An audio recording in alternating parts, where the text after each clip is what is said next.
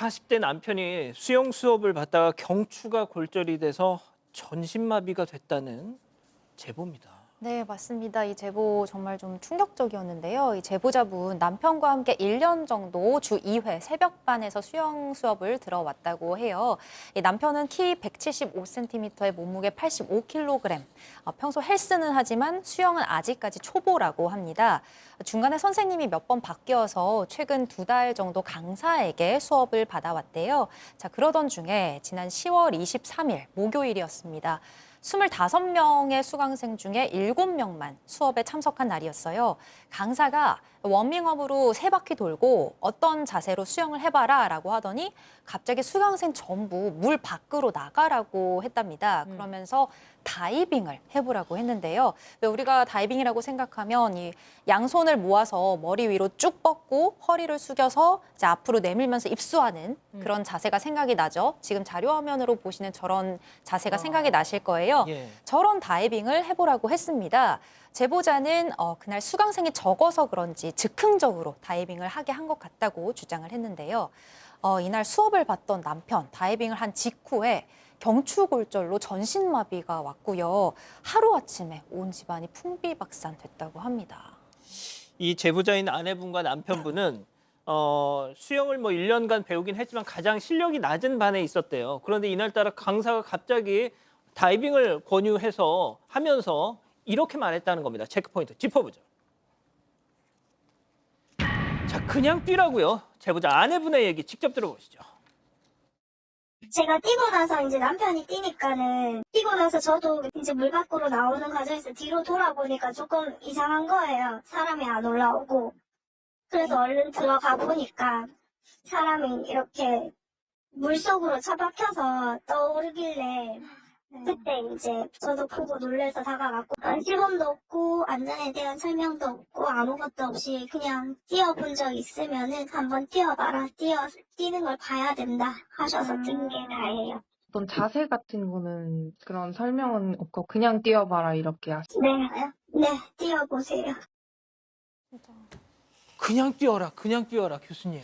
그러니까요. 아무런 설명도 없이 이렇게 그냥 뛰어라라고 얘기했다는 거죠. 지금 제보자에 따르면 이 다이빙은 그 전에도 2번 내지 3번 정도밖에 해보지 않았고 그것도 그때 이제 그 당시에는 선생님이 앉아서 하게 시키거나 손을 잡아주는 다이빙이었다고 합니다.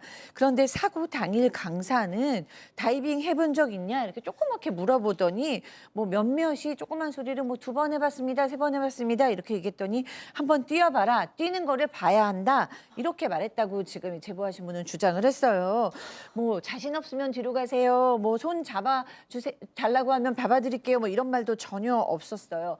수업 때 강사가 뛰어봐라 그러는데 저는 안 뛰겠습니다. 이렇게 얘기하기 좀 그렇죠. 어렵지 않느냐고 또 반문도 하셨고요. 맨 처음에 한 남성이 뛰었다고 합니다.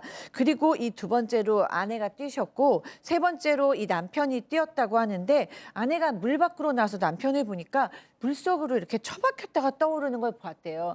이거 심각하다 이런 생각이 들어가지고 막 가서 봤는데 들어가서 남편이 딱 만났더니 손을 잡아달라 이렇게 얘기해서 이게 뭔가 큰일 난 것 같다라고 생각이 들었고 구조대 나중에 왔네요. 봤더니 경추 5번이 수직 압박 손상으로 골절됐다고 합니다. 자, 그러니까 입수를 하는 과정에서 머리가 바닥에 닿았던 모양이에요. 그렇죠. 그게 문제였죠.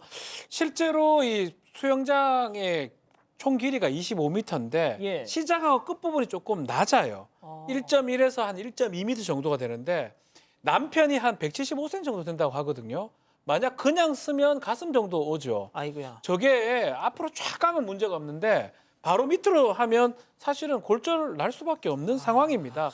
제보자가 좀 물어봤대요. 다른 수강생들한테. 20년 정도 했던 수강받았던 수강생이 하는 말이 아니 그 교육받은 지 얼마 안 되는 사람한테 왜 저런 걸 시켜? 저렇게 뛰어야죠 사실은. 저렇게 그렇죠, 뛰는 게 그렇죠, 맞는데 그렇죠. 저는 또 교육이 된 사람이 하는 거고 예. 1년밖에 안 된 사람한테 저런 걸 왜 시켰냐. 이 수업이 다이빙 수업도 아닌데 이게 왜 이런 걸 하는지 기막혀 했다고 합니다. 사고 직후에 결국 수업 중단됐고요. 지금 보는 것처럼 구급대원도 오고 난리가 났다고 합니다. 자, 이게 과연 괜찮은 건지 저희가 전문가한테 물어봤습니다. 수영 국가대표 출신 임다연 교수 얘기 직접 들어보시죠. 사실 이 수심이 네. 1.2m 이런 정도는 굉장히 얕은 구간이라고 할 수가 있어요. 선수들이 훈련하는 데야 뭐 2m, 3m 정도 되지만 일반 수영장은 그렇지 않기 때문에 그래서 네. 한 1.5m 정도는 1.5m. 됐을 때 이제 스타트 대가 없는 그냥 평평한 바닥에서 보통 다이빙을 하기는 하는데요. 기본적으로 수영 강습 현장에서 원칙들이 있다라면 초급 단계에서는 이렇게 머리부터 먼저 입수하는 동작을 거의 진행을 하지 않습니다. 아, 그런 경우는 없는 거네요, 그럼. 그렇습니다. 지금 임단 교수의 이야기처럼 굉장히 좀 뭔가 석연치 않은 부분들이 많이 있고요. 훈련할 때, 선수들이 훈련할 때는 보통 2, 3m 정도 충분한 수심이 확보되어야 가능한데 그래도 이제 일반인들이 하는 경우에는 1.5m 정도만 확보돼 있으면 바닥이 평평하다는 전제로 예. 할 수는 있다. 그런데 지금 이 사건의 경우에는 1.1m에서 1.2m니까 사실 보통의 경우에 비해서도 수심이 매우 낮은 것이었고요. 또 다른 부분도 아쉬운 부분이 지적되고 있습니다. 보통 초급의 경우에는 다이빙 초급을 넘어서 수영 초급인데 여기서 머리부터 먼저 입수하는 자세를 거의 하지 않는다고 해요. 안전이 중요하니까요. 그리고 또 초급자는 지도자들이 이제 손의 위치나 다리 각도 같은 것을 이제 잡아주면서 이렇게 안전하게 해야 되는데 그것도 안 했다는 거죠. 제작진이 좀 자료를 찾아봤습니다. 조금 전에 화면에 나왔었는데 국제 수영연맹 그 기준도 봤어요. 그랬더니 1.35m입니다. 아이고. 최소 수심이. 그렇다면 물론 뭐 여러 가지 다이빙 할 때 쓰는 뭐 플랫폼이라든지 이런 걸 또 고려한 거지만 어쨌든 이 사건의 경우 1.1m, 1.2m는 사실 다이빙을 하면 안 되는 높이라 수심이라고 보는 게 맞을 겁니다. 자, 그러면 이 제보자 아내분 얘기 또 이어서 한번 들어보시죠.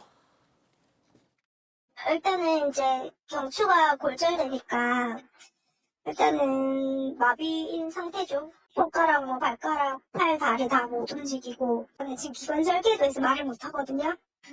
의식만 정말 또렷한 거예요. 의식이 너무 또렷하니까 그러니까 관속에 누웠다가 관속에 있는 것 같아요.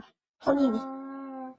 아유, 수영 배우러 갔다가 이게 무슨 날벼락이에요. 아, 네. 이건 진짜 너무 마음이 아프네요. 온몸을 다 움직이지 못하고 말도 못 하시고요. 의식은 또렷하신데 이 제보자에 따르면 이 남편께서 평소에 때 운동도 좋아하고 너무 활발하게 움직이시는 분이었기 때문에 지금 우울감도 너무 큰 것 같다라고 얘기를 하시고 계세요. 왜 안 그러시겠어요?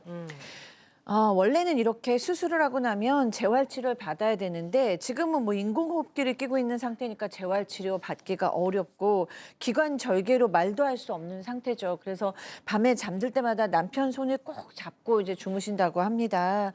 원래 이제 남편이 개인 사업을 했었는데 지금 사업을 못 하시니까 이 아내께서 낮에는 남편 대신 일하고 아이고. 밤에는 간병하고 이렇게 지내시는 거예요. 언젠가는 남편이 꼭 일어날 것이다라는 그냥 믿음과 희망을 가지고 버틴다고 하십니다. 그 수영 강사 연락이 오기는 했대요. 그런데 사과는 하지 않았다고 합니다. 그리고 지금도 계약 기간이 남았다는 이유로 요일만 바꿔서 수업을 진행하고 있다는데 이게 지금 맞냐고 이렇게 물어보셨어요. 수영장 쪽에서는 이제 다른 사람들한테 이 얘기를 안 하고 은폐하는 것 같기도 하다고 얘기하셨습니다. 일단 뭐 은폐 뭐 이거는 뭐 일단 제보자님의 주장이고요. 변호사님 저희가 네. 수영장 측의 입장도 들어봤어요. 자, 수영장 측에서 현재 다이빙 스타트 수업은 전면 금지시켰다라는 입장입니다. 근데 그 당시 수업할 때 그 얘기를 해요. 다이빙 스타트 할 수 있는 사람하고 할 수 없는 사람 구별해서 했는데 남편이 다친 회원이죠. 남편이 할 수 있다는 쪽에 섰다라는 얘기를 합니다. 그래서 제보자 측은 아니에요. 그렇지 않다. 당연히 못한다 해서 좀 배치되는 상황이고 수영 강사가 업무상 가시치상으로 고소가 됐으니까요. 사실관계는 아마 확인될 수 있을 것 같고 만약에 확인된다면 민사소송도 가능할 것 같습니다. 문제는 이 사건, 유사한 사건이 2012년에도 또 있었어요. 아, 이 수영장에서요? 네, 다이빙 이렇게 스타트 하다가 그때도 40살 된 사람인데 경추골절이 있었고요. 아이고야. 13년이 지난 지금도 똑같은 사건이 일어났으니까 2038년 또 13년이 지나면 또 누가 일어날 수 있지 않느냐라는 얘기도 하고 있습니다. 예. 그래도 일단 빨리 쾌차하시길 바라면서요. 이렇게 정리합니다. 여러분과 함께 울고 함께 분노하겠습니다.